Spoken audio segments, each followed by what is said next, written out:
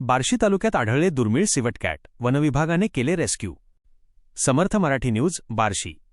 बार्शी तालुक्यातील कळमवाडी येथे एका शेतकऱ्याच्या शेतात दुर्मिळ सिवट कॅट प्रजातीचे मांजर जखमी अवस्थेत आढळले। वनविभागाच्या पथकाने तातडीने घटनास्थळी धाव घेऊन त्याला ताब्यात घेतले आणि त्याच्यावर उपचार केले। कळमवाडी येथील शेतकरी श्री पांडुरंग मुंढे यांना त्यांच्या शेतात जखमी अवस्थेतील सिवट कॅट दिसले। त्यांनी तात्काळ याबाबत वनविभागाला माहिती दिली।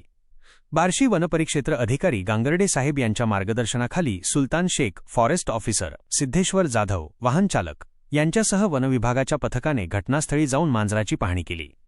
जखमी अवस्थेत असलेल्या या प्राण्याला ताब्यात घेऊन त्याला उपचारासाठी बार्शी येथील पशुवैद्यकीय दवाखान्यात नेण्यात आले।